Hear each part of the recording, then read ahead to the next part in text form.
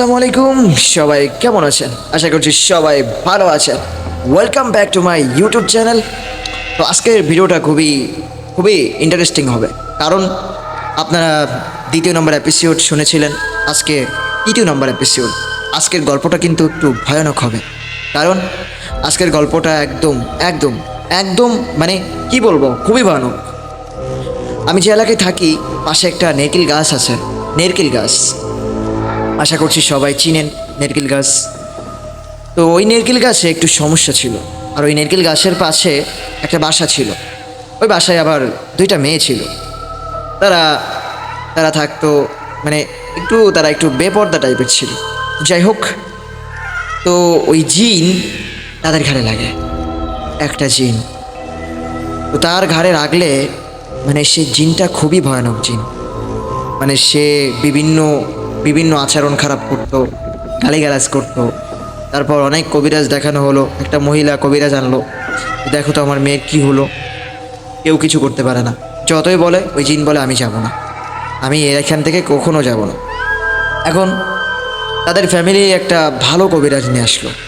ভালো কবিরাজ নিয়ে এসে তাকে তার ঘাড়ে আবার ওই জিনটা আনালো। ওই জিনটা আসলো। ওই জিনটা আসলে ওই কবিরাজ জিজ্ঞাসা করতেছে, তুই কে, কি চাস, এখানে কেন আসছিস?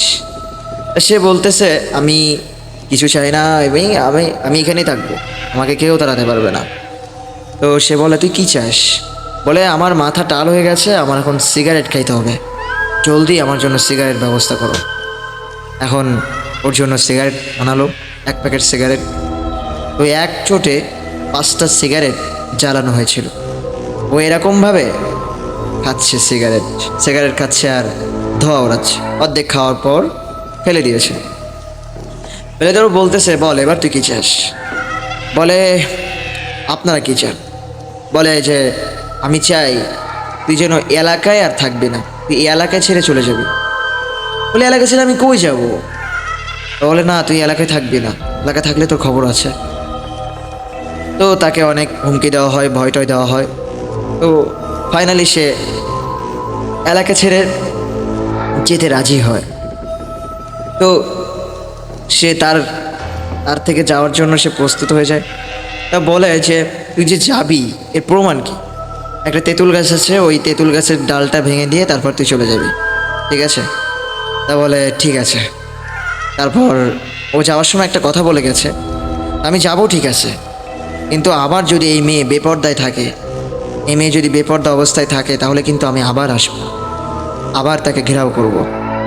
এই জন্য আমার এই কথাটা বলার উদ্দেশ্য হচ্ছে এটাই, যে যারা বেপর্দা অনুযায়ী চলাফেরা করেন, তারা বেপর্দায় আর চলাফেরা করবেন না। দেখেন, মাঝে মাঝে বেপর্দায় চলাফেরা করেন, এর জন্য না অনেক ক্ষতিও হতে পারে।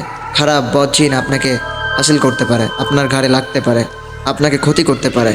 এই জন্য কেউ বেপর্দা অবস্থায় থাকবেন না, ঠিক আছে? তো যাই হোক, এটাই ছিল আজকের ঘটনা। লাস্টে জিনটা চলে যায়। আসলে ওর ঘাড়ে একটা দুইটা না, অনেকগুলো জিন ছিল। তো আস্তে আস্তে অনেক দেখানোর পর আস্তে ঠিক হয়ে যায়। তো যাই হোক, সবাই দোয়া করবেন আমার জন্য। তো আজকের এপিসোডটা, আজকে 3 নম্বর এপিসোড এই পর্যন্ত। আর কালকে আপনাদের জন্য অনেক ভালো কিছু নিয়ে আসবো ইনশাল্লাহ। তো অবশ্যই 4 নম্বর এপিসোড দেখতে হলে চ্যানেলটা সাবস্ক্রাইব করতে হবে আর আমাদের পাশেই থাকতে হবে। যদি আমাদের পাশে থাকেন, অবশ্যই এর থেকে অনেক অনেক সুন্দর সুন্দর ঘটনা আপনাদেরকে উপহার দেব, ঠিক আছে?